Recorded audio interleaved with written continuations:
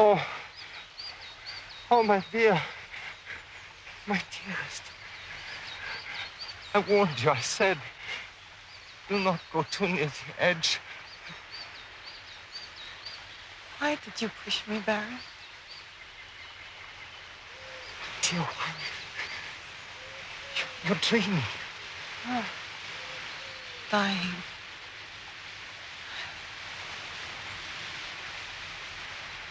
Oh, my darling.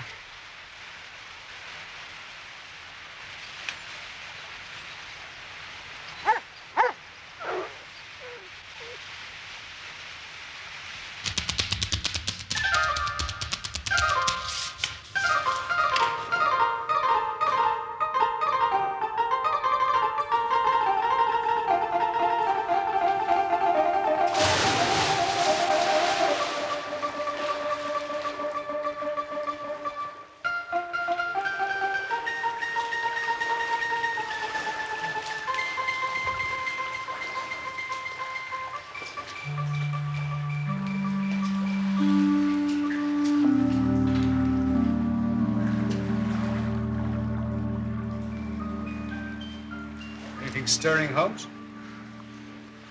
I know no more than this. It may be some fussy, self-important fool. It may be a matter of life or death. You grant this interview? I've already confirmed it.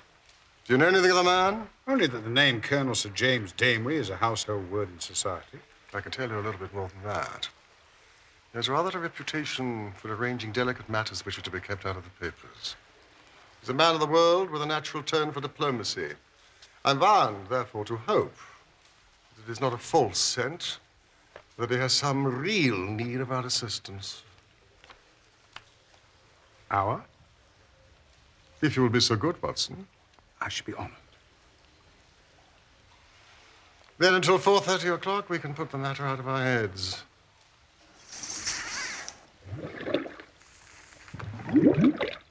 Mr. Holmes, we are dealing on this occasion with the most dangerous man in Europe.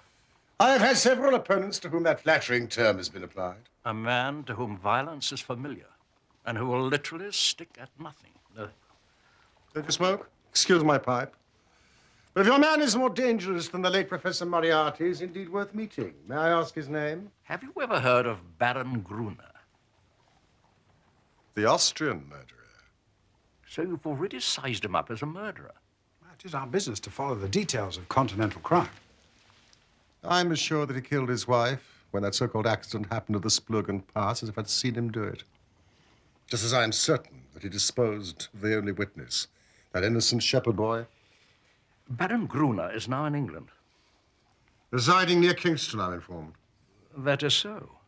Might I also suppose you will have heard of General Merville?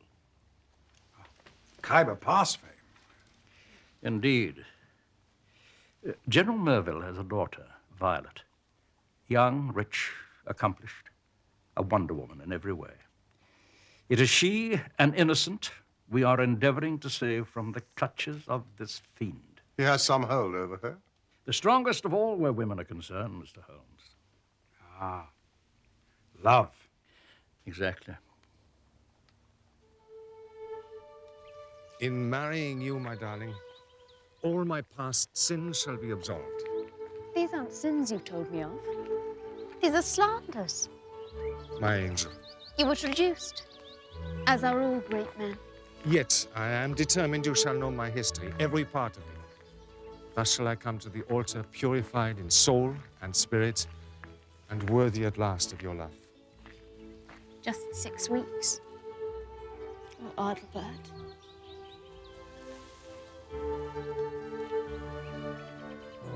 I cannot pretend my past is without stain.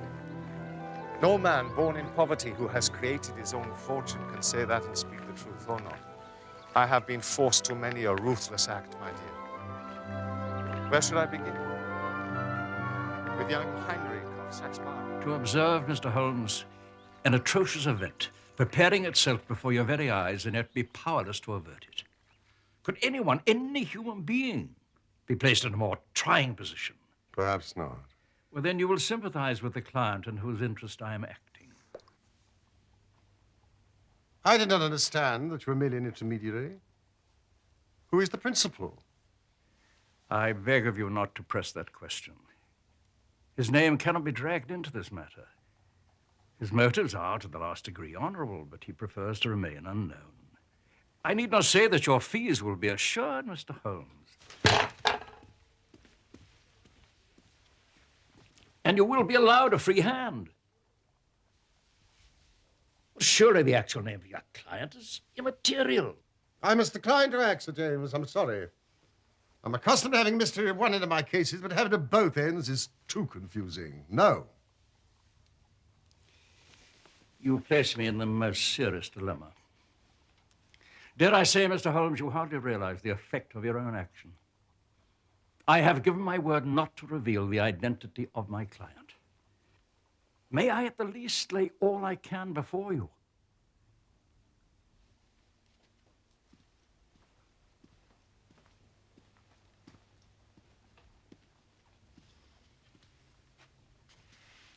It is understood. I commit myself to nothing. Of course. Yes, yes. A perfect likeness. Who painted it? Hans of Innsbruck, a descendant of Klaus, the sculptor famous for his bronzes, such as this. I shall commission Hans to attempt your likeness, my precious. I love this room. It breathes of you.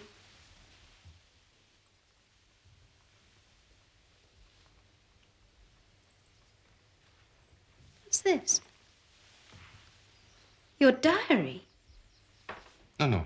It is my commonplace book. In it I record things I've seen, read, admired. Occasionally, perhaps, a thought or two of my own. But it's locked. It is a little part of me, besides. A servant might pry. One day, perhaps, we shall look at it together. No.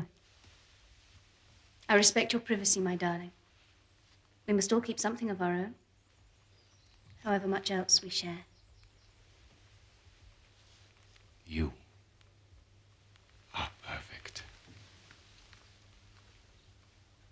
You must teach me about porcelain, Adelbert. I shall. Collecting is such a pleasure, such a delight.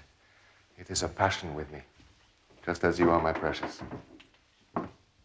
The villain has attached himself to the lady with such effect that he has completely and absolutely won her heart. She will not hear one word against him. To sum up, she proposes to marry him next month. As she is of age and has a will of iron, it's hard to know how to prevent her. Does the infatuated young woman know of the Swiss episode? The cunning devil has told her every unsavory scandal of his past life, but always in such a way as to make himself out to be the innocent martyr. She accepts his version and will listen to no other, not even her father's. Dear me, Sir James, have you not inadvertently let out the name of your client? The general? Oh, no, Dr. Watson. That strong soldier's been utterly demoralized by this incident.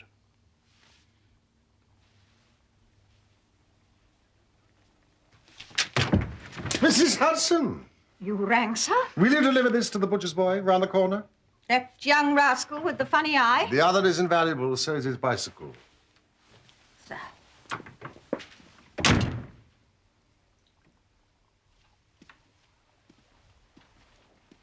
How may I keep in touch with you, Sir James? You accept my commission?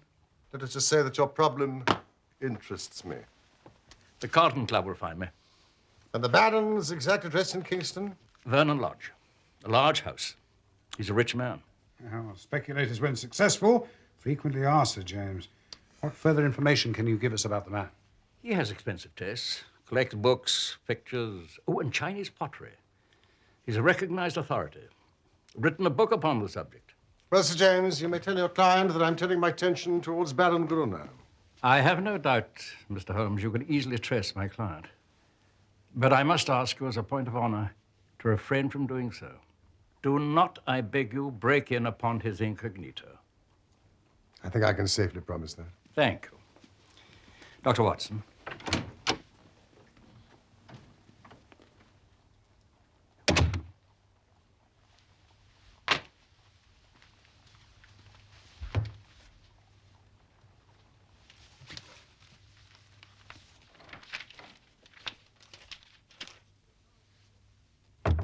You're wasting your time, Watson. Now, the career of General Merville might well give us a pointer as to our client. He's clearly illustrious. But did you not hear, Sir James? His request was to you, Holmes. But that is shameful, Watson. Shameful. Besides, our minds should be more gainfully employed. Desist.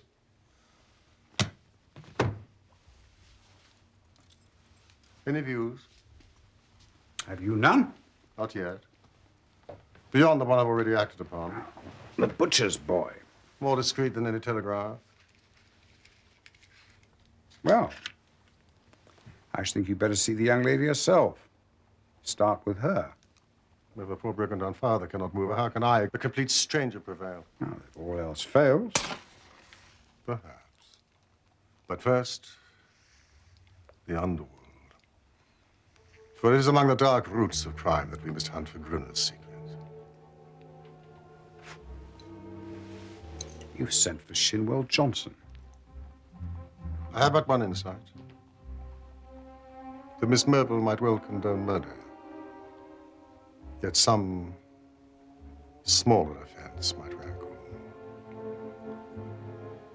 We shall see. They have engaged the very best. So I'm in.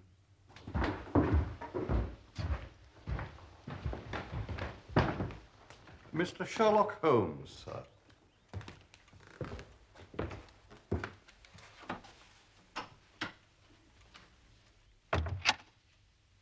I rather thought I should see you sooner or later, Mr. Holmes.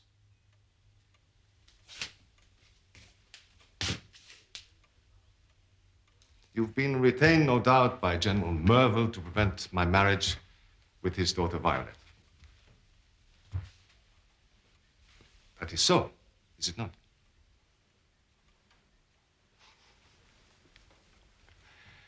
Let me advise you very strongly, Mr. Holmes, to draw off at once. Draw off. My dear man, you'll only ruin your well-deserved reputation. This is not a case in which you can possibly hope to succeed. Draw off, sir. It is curious, but that is the very advice that I've come to give you. Let me put it to you man to man. If you persist in this marriage, you will raise such a swarm of powerful enemies, England will be too hot to hold you. Surely you will be wiser to draw off. Excuse my amusement, Mr. Holmes, but it really is very funny seeing you trying to play a hand with no cards in it. Not a color card there, sir. Nothing but the smallest of the small. So you think? So I know, sir. So I know. Let me make the thing clear to you. You consider your hand so strong that you could afford to show it? Certainly, since it becomes plain that in this instance you are clearly out of your depth, Mr. Holmes. Could it be that your capabilities have been subject to hyperbole? Your hand is when I show it. Won't you sit down? I think I shan't. Please yourself.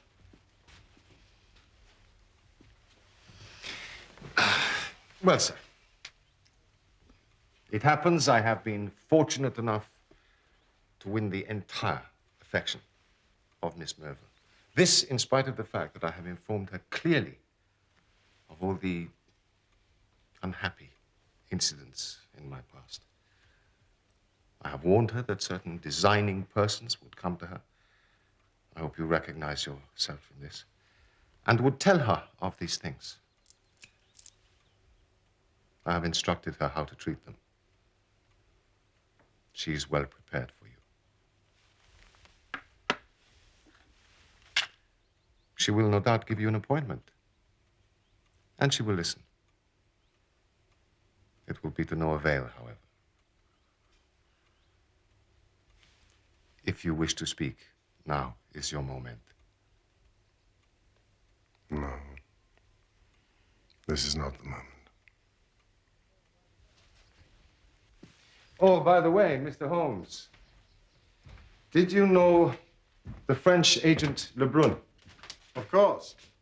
So you know what befell him? He was beaten in the Montmartre district of Paris and crippled for life. Quite so. By an odd coincidence, he had been inquiring into my affairs. Don't do it, Mr. Holmes. It's not a lucky thing. My last word to you is, you go your way. Let me go mine. And mine to you, Gruner, is if you aspire to be accepted into English society, you do well to remove the band from your Havana before lighting it. Otherwise, you'll be put down for a bounder.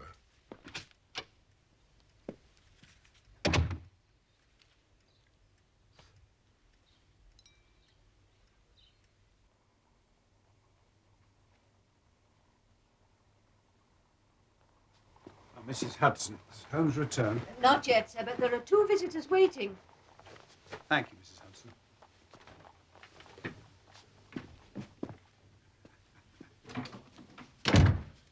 Why, Johnson. Evening, Doctor. Mr. Holmes sent word to me. I know, Johnson, I know. And I brought Kitty here because... I was delayed at the museum, and then the press of traffic. An omnibus overturned in Great Russell Street. Too dead a horse had to be put down. Gentlemen, forgive me. I was absorbed by the mysteries of Ming. I quite forgot the hour, madam. This is Miss Winter, Mr. Holmes. Kitty, we call her. And what she don't know about Gruner. Of course, please. Well, Kitty can speak for herself. Anyway, I'll put my hand right on her within an hour of your message, sir. I'm easy to find. Hell, London gets me every time. Same address goes for Porky. Porky? Is that your nom de guerre, Johnson? You've never revealed that. Porky? Oh, well. We're old mates, Porky and me. But there's someone who ought to be down in a lower hell than us. And that's the man you're after, Mr. Holmes. I gather we have your good wishes, Miss Winter. If I can help put him where he belongs, I'm yours to the rattle, sir. Do you know what he intends? How the matter stands? Porky tells me he's after some other poor fool. Only this time he wants to marry her. And you want to stop it. Yes. Surely you know enough about this devil to prevent any decent girl in her senses wanting to have anything to do with him. But she's not in her senses, Miss Winter. She's madly in love. And she has been told all about him. She cares for nothing. Told about the murder of his wife? Yes. My lord, she must have a nerve. She has. Can't you lay proofs before her? Can you help us do so? I am proof. Living proof. If I was to stand before her and tell her how he used me... Would you do this? Would I? Would I not?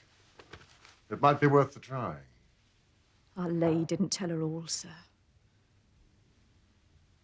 All? He collected me. He collects women. I was an artist model. A respectable artist model. Of course, you sat with that painting in his study.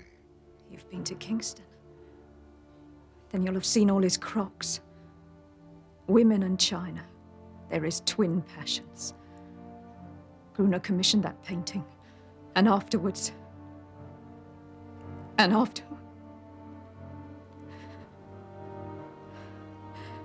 Well, let's just say I can never work again.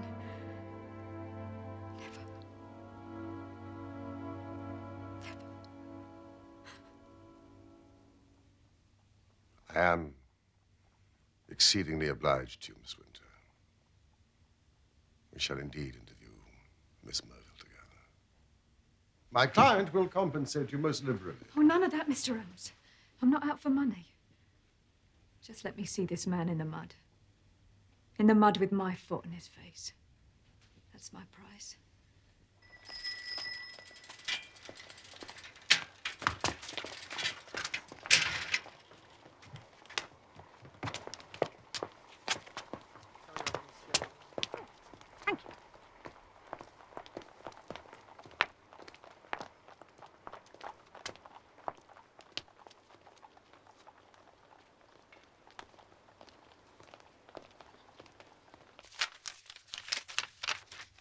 From Kingston. Thank you, Mrs. Hudson. No reply. Shall we dine?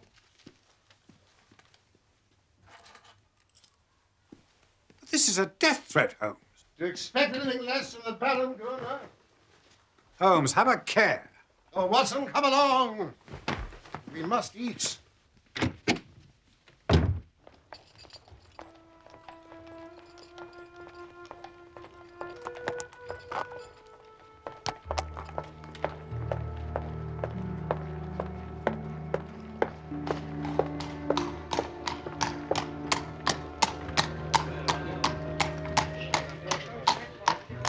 on, Gil!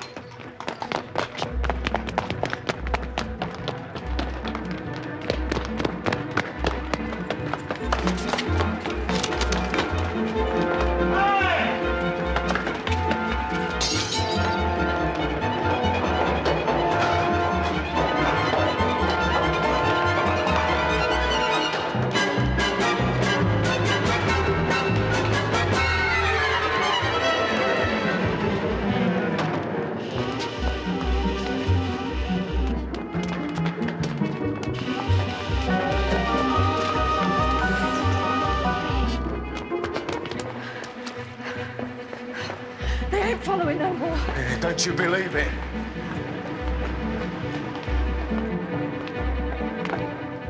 Yeah, what did I say? Now, you stand over there, Kitty. There's a good girl. Right. Who's first? You or you?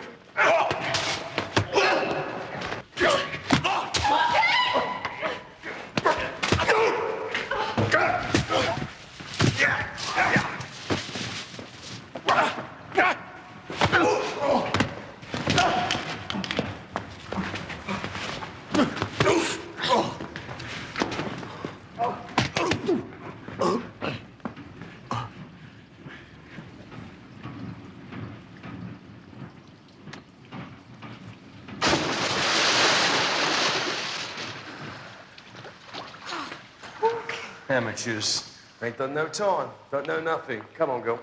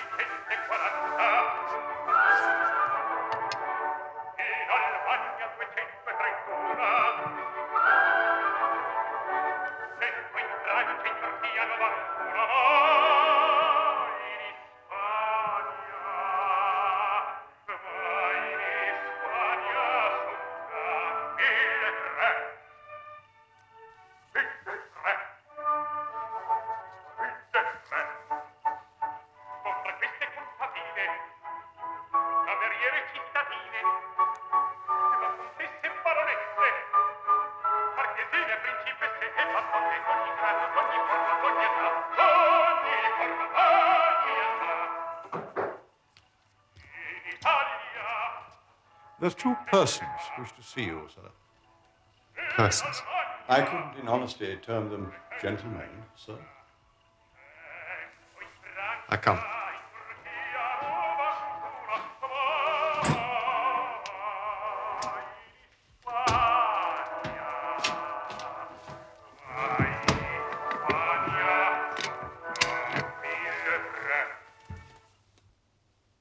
Was he armed? No, sir. Go through to the kitchens. Clean yourselves up and clear out.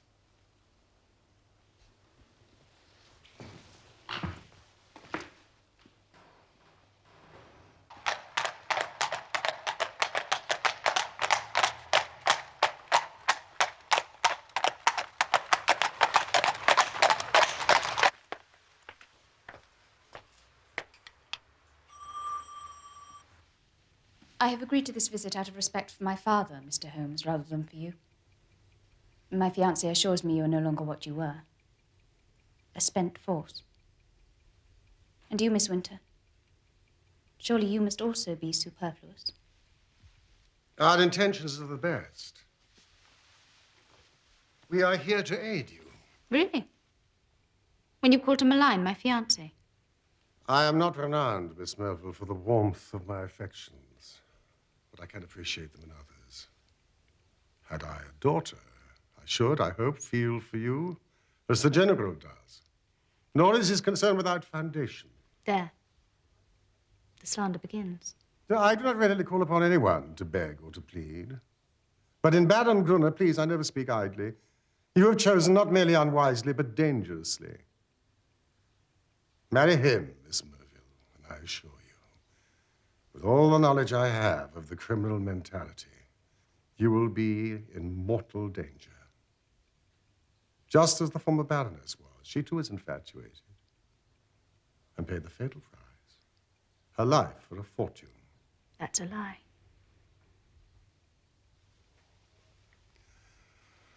You are, of course, aware that the Splurgen Pass, where your predecessor died, runs between Italy and Switzerland?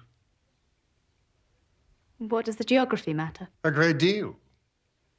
When you plan to hurl a helpless woman off a cliff in one country to break her neck in another. But it was an accident. Then why did the shepherd boy, who saw the Baroness fall, die of arsenical poison? His murderess, whom Gruner had seduced, confessed at a trial that he had obliged her to administer the fatal substance or risk disfigurement for life by oil of vitriol. Those are the facts, Miss Merville. I beg you.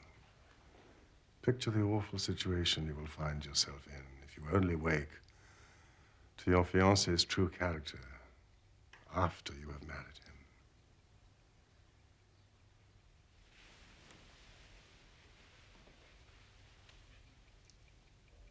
I have listened to you with patience, Mr. Holmes. I am aware my fiancé has had a stormy life, in which he has incurred most unjust aspersions. Possibly you mean well, though I learn you are a paid agent. But in any case, I love Baron Gruner, and he loves me. You have told me this young lady's name and that there is a reason for her presence. I'll say there is. And what exactly are you, Miss Winter? Me? I'll tell you. I'll tell you what I am. I was his mistress, Satsu. One of 100. More.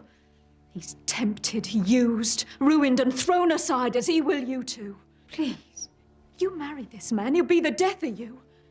Maybe a broken heart or a broken neck, but he'll have you. Oh, really? You may think yourself different. Thank you, Kitty. You've made yourself admirably clear. I am aware of 3 occasions in my fiancé's life when he has become entangled with designing women. And I am assured by him of his hearty repentance. Him? Repent? And only 3? Oh, you fool. You stupid fool. Mr. Holmes, I have obeyed my father's wish in seeing you, but I am not compelled to listen to the slanderous ravings. Ravings? Ravings? My God. I'll show you.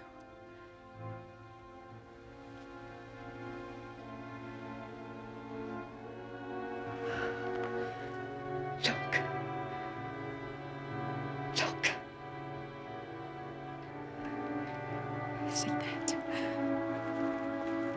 And here. Oil of vitriol. He did it. Oh, yes. He did it. Your fiancé. That's a lie. It's a lie. Thank you, Kitty.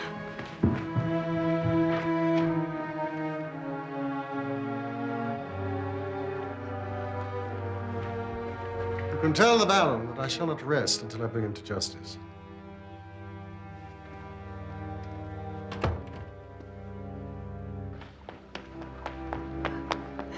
Miss Winter!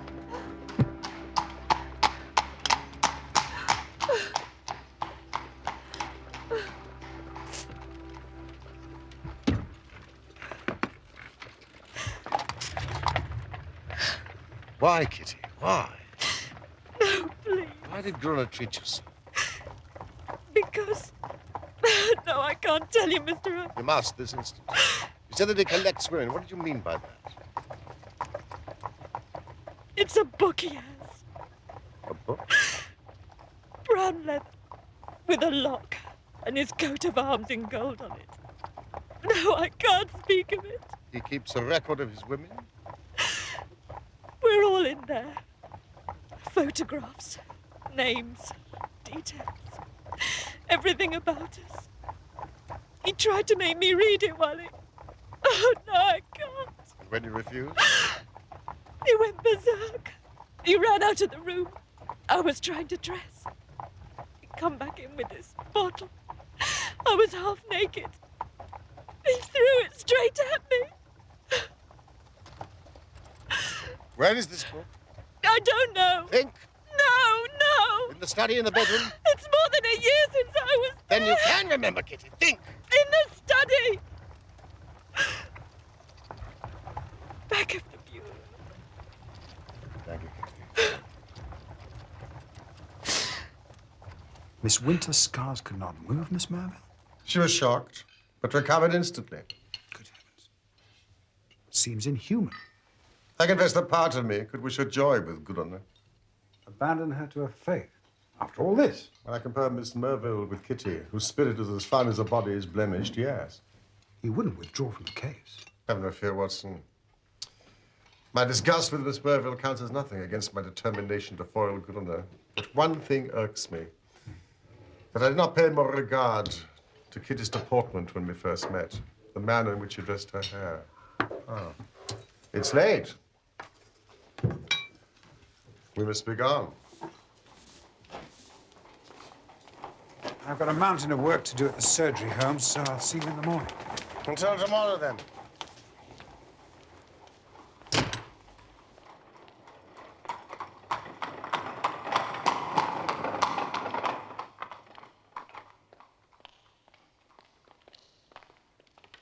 All right, Sherlock Holmes, let's be having you. Ah, and I can guess to whom I owe this pleasure.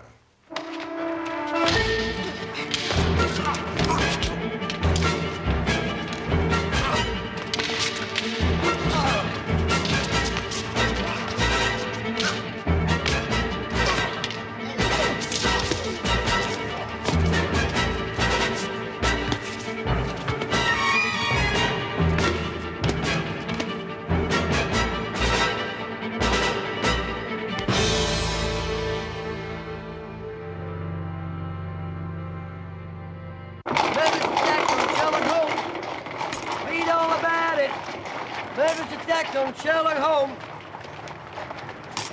Murderous attack on Sherlock Holmes. Read all about it. Murderous attack on Sherlock Holmes. Read all about it. Read all about it. Murderous attack on Sherlock Holmes.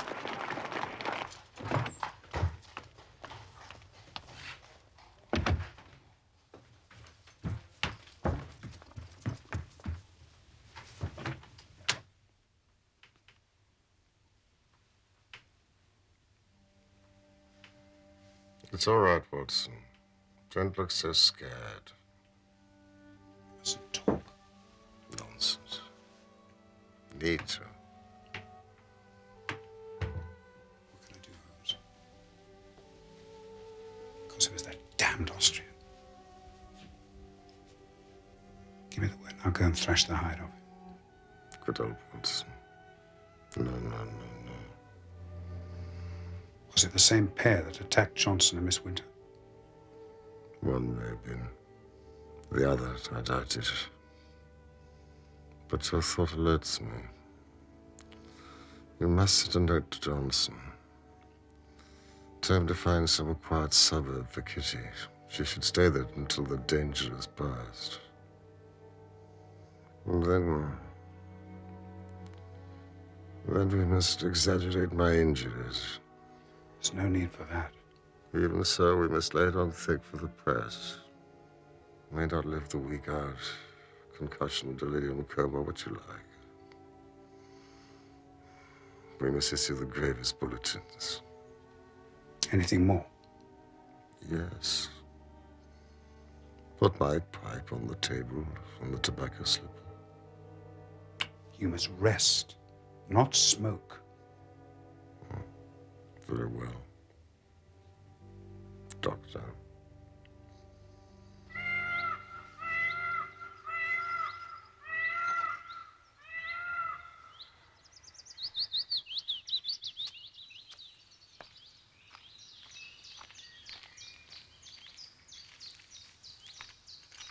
Ah, my dearest, every day you become more precious to me.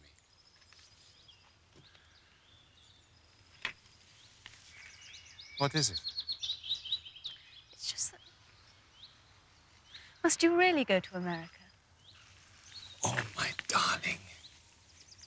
It's only a short trip. I have important financial business, certain interests to regulate in Chicago. But I shall be back so soon, in the twinkle of an eye. The late editions, sir. Thank you. Have you seen the papers?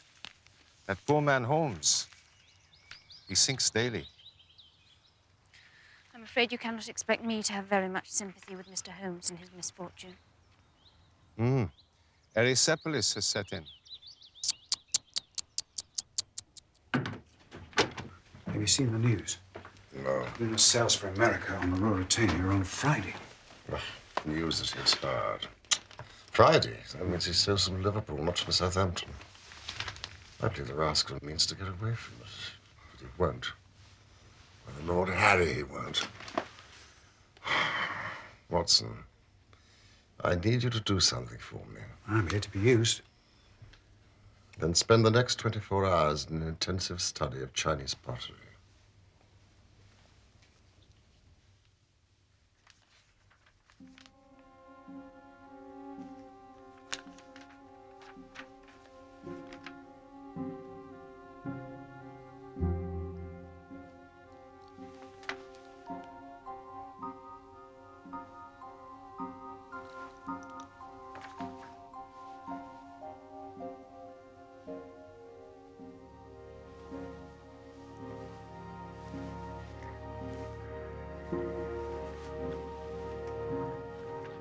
Whoa, 1368-39.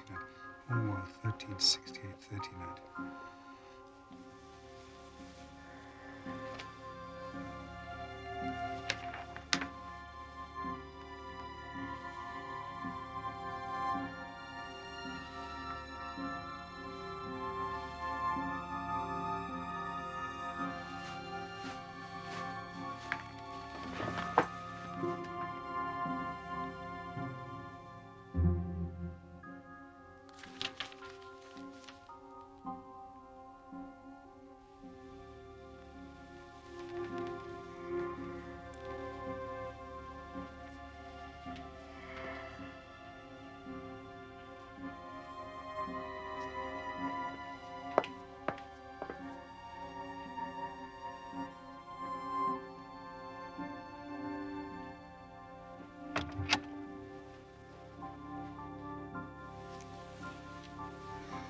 He's sleeping now, sir. That'll be the morphine. You won't let the lamp smoke, will you? No.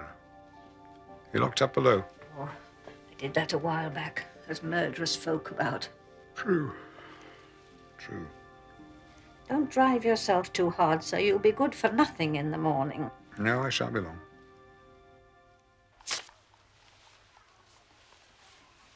Dr. Hill Barton, 369 Half Moon Street, Mayfair West. Who's this? You. Me? That is your name this evening, Dr. Hilbarton. It is? Yes. When you call upon Baron Gruner at 8:30. He'll be disengaged. We've sent a note telling him that you'll call. Also that you're bringing this. It is the real eggshell of the Ming dynasty. The complete set would be worth a king's ransom. You are a collector. The set has come your way. We've heard of the Baron's interest. Not averse to selling at a price. What price? Well, you're not exaggerating if you say it could hardly be matched in the world. Sir James got it for me. It comes from the collection of his client. Well, I could say that it should be valued by an expert. Oh, Watson, you scintillate today. I suggest Sotheby's, Christie. You're certain he'll see me? Oh, yes. It's the collection mania in its most acute form. One last question, Holmes. Why have you made me a broker in antiques? To gain time. The opportunity to acquire a set such as this may persuade the Baron to postpone his visit to the United States. Now I understand. Elementary psychology, Watson.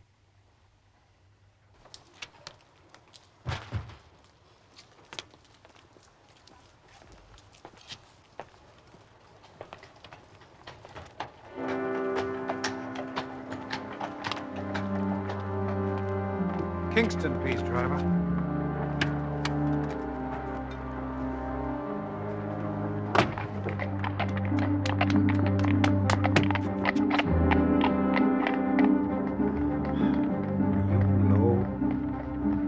Song Juan.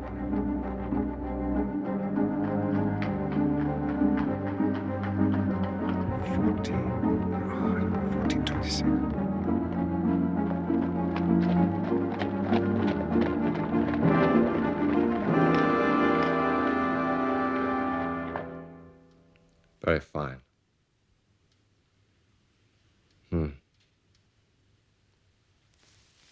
Very fine indeed.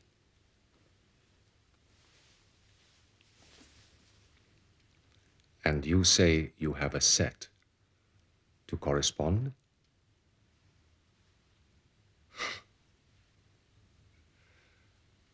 I know of only one in England to match it. Would it be indiscreet of me if I were to ask how you obtained this? Does it really matter? Of course it matters with precious objects such as these provenances or... Well, you can see the piece is genuine. As to the value, I'm perfectly content to take an expert's assessment. I had supposed you were an expert, Dr. Hilbarton. I meant an independent assessment. Of course. I have some recently acquired pieces of celadon you might care to view. By all means. Please.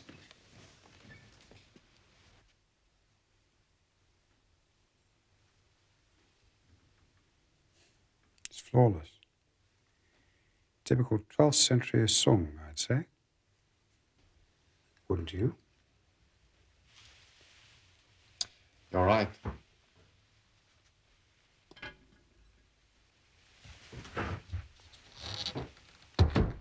And this?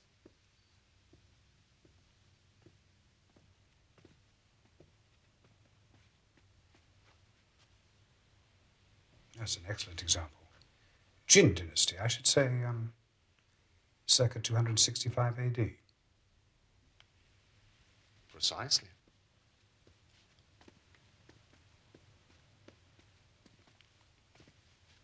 And these? Typical of celadon, would you say? Give me time, give me time. I am giving you time, sir. Quite so. I should also be interested in your views on the marks of the Hung Wu. Marks of the Hung Wu? That's a vexed question. Vexed question indeed, sir. There are no marks on the genuine Hung Wu. This is intolerable, sir. I came here to do you a favor, not to be examined as if I were a schoolboy. You came here to spy. Not so. You may have found it easy to inveigle your way in here upon false pretenses, but by God, sir, you shall find it harder to get out. Raise your hands above your head, Dr. Watson. What's that? Holmes! You! Don't move! I shall shoot you through the head, rather than the heart, and inform the police. I mistook you for a common burglar. That is a role that I played before, with some success. Without any doubt, sir, this will be your last time. Baron! Kitchen!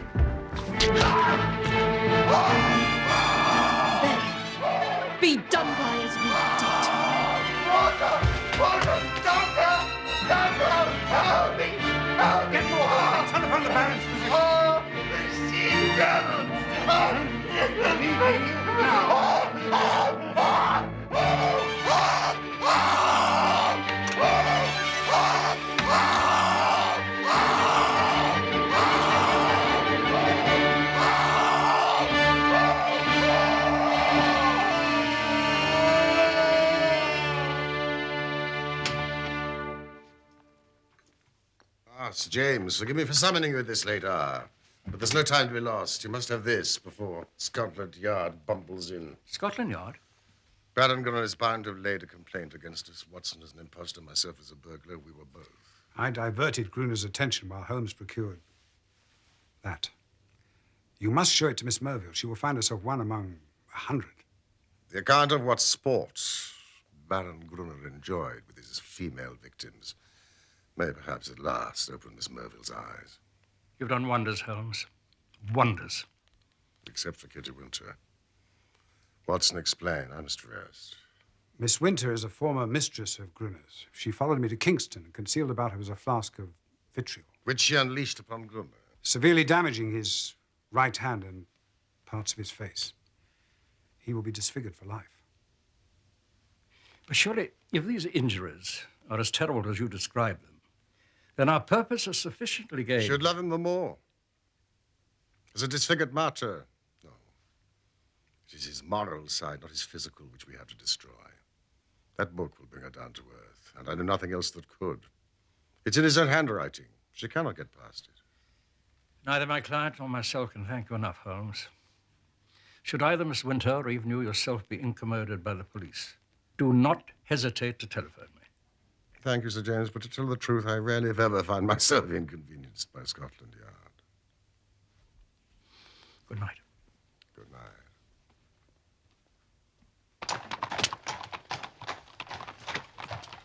I would like to thank you too, Watson. Thanks. Oh, by the way, Ming dish. By Jove, yes. Worth a king's ransom, I understand.